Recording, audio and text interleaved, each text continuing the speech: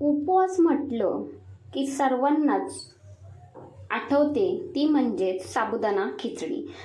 नमस्कार, सुहानीज किचनमध्ये आपले स्वागत आहे. आज आपण साबुदाणा खिचडी पाहणार आहोत, पण ती वेगळ्या पद्धतीने. म्हणजेच आपण साबुदाणा खिचडी कुकरमध्ये बनवणार आहोत. लगेचच रेसिपीला सुरुवात करूया. तर इथे मी 1 वाटी साबुदाणा घेतला आहे. साबुदाणा साफ करून घेतला आहे. त्यानंतर एका भांड्यामध्ये साबुदाणा घालून घ्यायचा. त्यानंतर पाणी घालायचे त्यामध्ये आणि हे स्वच्छ 2 ते 3 पाण्याने साबुदाणे धुवून घ्यायचे आहेत. स्वच्छ धुवून घेतल्यानंतर यामध्ये पाणी घालायचे आहे. तर पाणी किती घालायचे, तर साबुदाणे बुडतील एवढेच आपल्याला यामध्ये पाणी घालायचे आहे. यापेक्षा जास्तीचे पाणी घालायचे नाही. आता हे मी रात्रीचे करून ठेवते, म्हणजे साबुदाणा भिजत ठेवते. त्यासाठी यावरती झाकण ठेवायचे आणि दुसऱ्या दिवशी सकाळी प्यायचं आहे. मस्त असा साबुदाणा फुललेला आहे. दुसऱ्या दिवशी सकाळी इथे पाहते, पहा मस्त असा फुलला आहे. अजिबात हा साबुदाणा चिकट होत नाही किंवा त्यामध्ये पाणीसुद्धा नाही आहे. तर अशा पद्धतीने हे साबुदाणे भिजवलात ना, तर खिचडी आपली आहे ती चिकट होत नाही. कुकर घ्यायचा, कुकरमध्ये प्लेट लावून घ्यायची कुकरची, थोडेसे पाणी घालून घ्यायचे. साबुदाण्याचे भांडे यामध्येच मी घालून घेते आणि वरती प्लेटसुद्धा ठेवायची. तर तुम्हाला इथे बटाटा खिचडीमध्ये घालायचा असेल बॉईल करून, तर इथेच तुम्ही 1 बटाटा ठेवलात तरीसुद्धा चालेल, म्हणजे व्यवस्थित असं बॉईल होईल. तर कुकरचे झाकण लावून घ्यायचे आणि कुकरच्या 4 शिट्ट्या काढून घ्यायच्या. तर इथे मी 4 शिट्ट्या काढून घेते. कुकर थंड झाल्यानंतरच कुकरचे झाकण काढून घ्यायचे. व्यवस्थित कुकर थंड झाला आहे. झाकण काढून घेतले. वरची जी प्लेट आहे ती सुद्धा काढून घेते. अशा पद्धतीने तुम्ही खिचडी बनवलात नसाल तर एकदा नक्कीच बनवा. खूप मस्त होते ही खिचडी. साबुदाण्याचे भांडे काढून घेतले.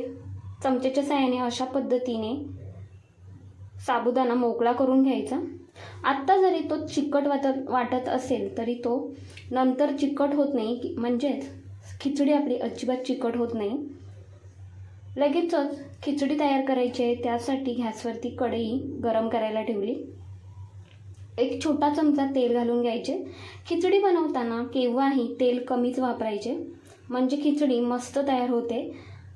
आणि जास्तीचं तेल वापरलात तर खिचडी तेलकट होते, त्यामुळे कमी तेल वापरायचे. 1 मीडियम साईजचा बटाटा इथे बारीक कट करून घेतला आहे पातळ स्लाईजमध्ये. तो यामध्ये घालून घ्यायचा आणि व्यवस्थित तेलामध्ये फ्राय करून घ्यायचा.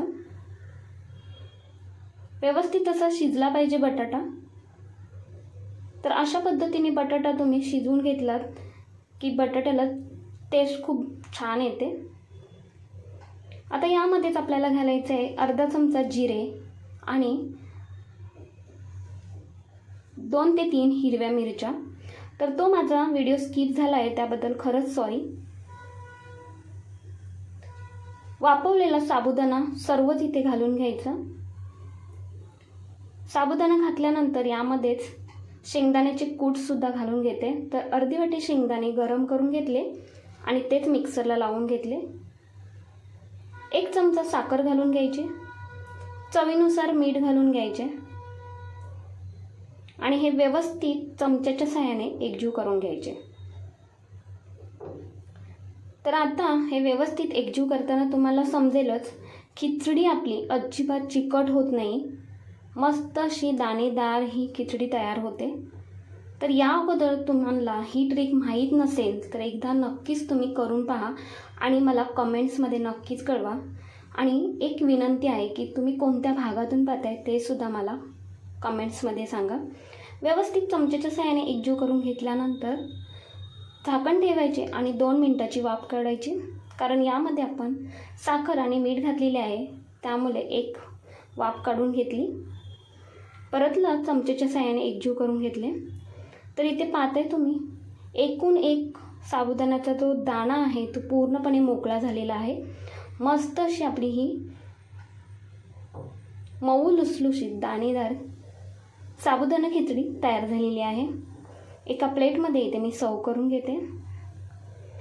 खूपच सुंदर दिसते. तर नक्कीच तुम्ही ही खिचडी माझ्या पद्धतीने बनवून पहा.